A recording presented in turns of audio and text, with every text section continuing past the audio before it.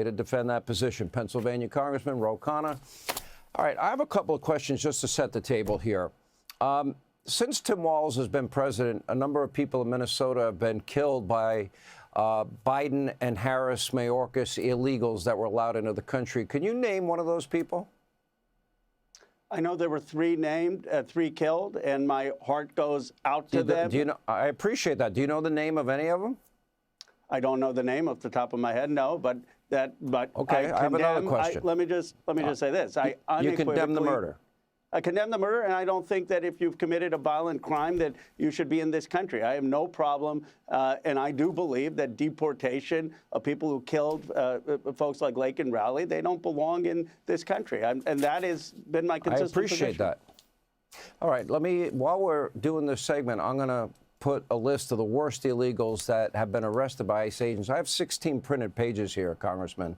16. Talking about murder, manslaughter, rape, assault, drugs, children being raped. I'll scroll the list so our audience can see. Now, I know you voted against the Laken Riley Act, but if you look at the president's speech before a joint session of Congress, I didn't see anybody in your party stand for the family of Laken Riley or the family of little 12-year-old Jocelyn Nungary, who was brutally murdered and raped by a Biden-Harris illegal.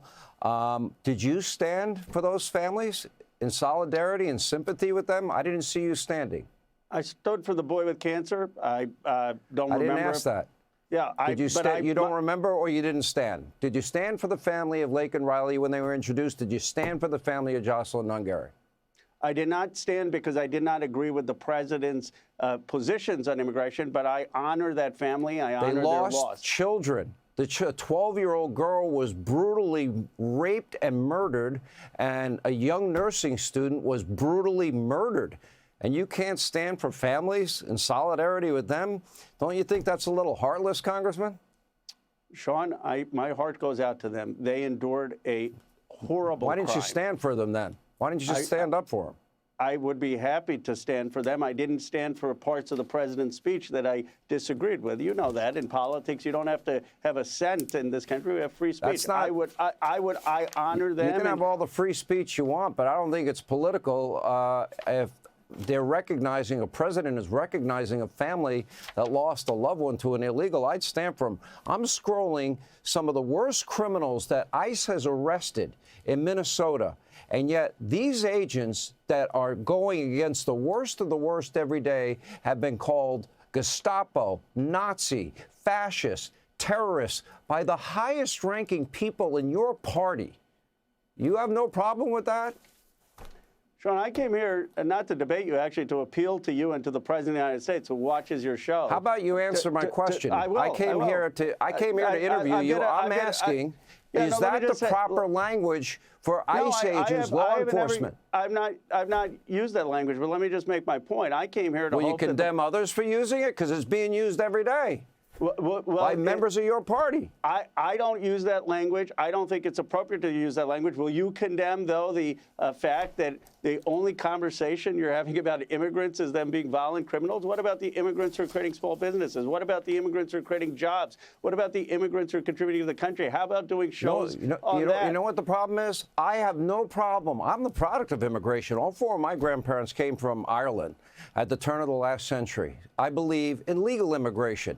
But if you don't respect America's laws, America's sovereignty, America's borders, then you have broken the law. And I think a prerequisite to be an American citizen or have a path to citizenship even is the first thing you got to agree to is obey our laws and respect our Constitution and respect law enforcement.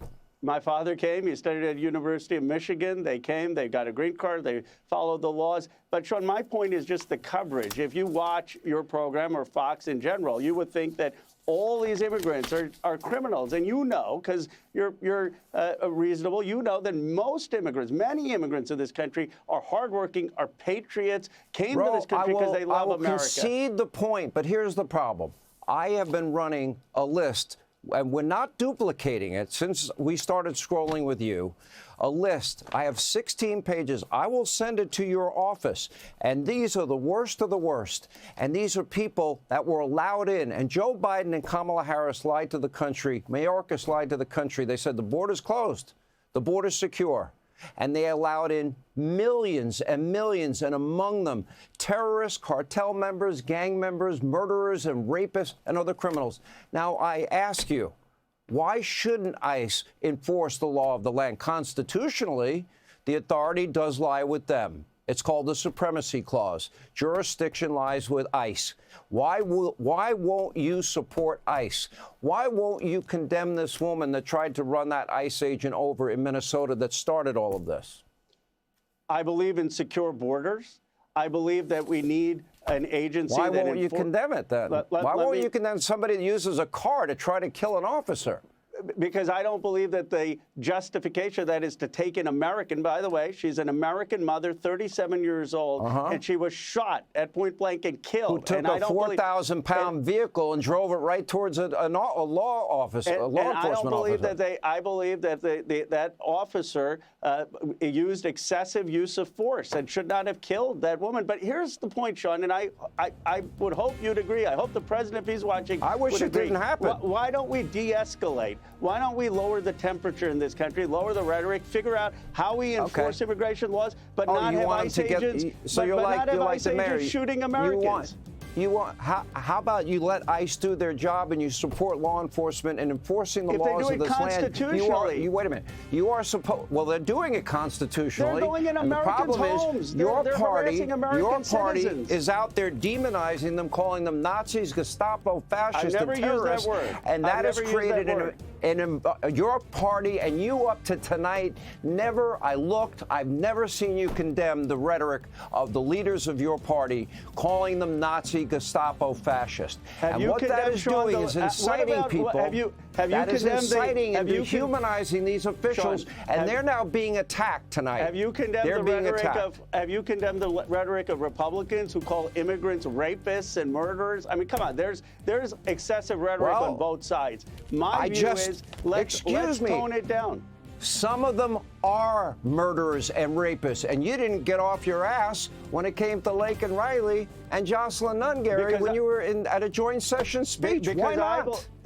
Because I believe that the ones who are criminals should be deported, but not. You could have stood up for their families, and you should be able to put out the names of the people that were murdered. You should care about getting rid of pedophiles, murderers, rapists, traffickers, gang members. About the pedophiles, the Epstein files. Last night, an officer was assaulted.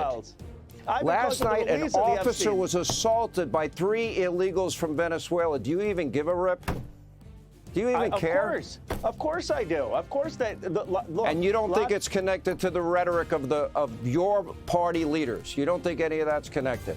Sean, what I want to do is say that as Americans, we need to come together. There's been heated rhetoric on both sides. Let's de-escalate it. Let's understand that most people who are law enforcement agents.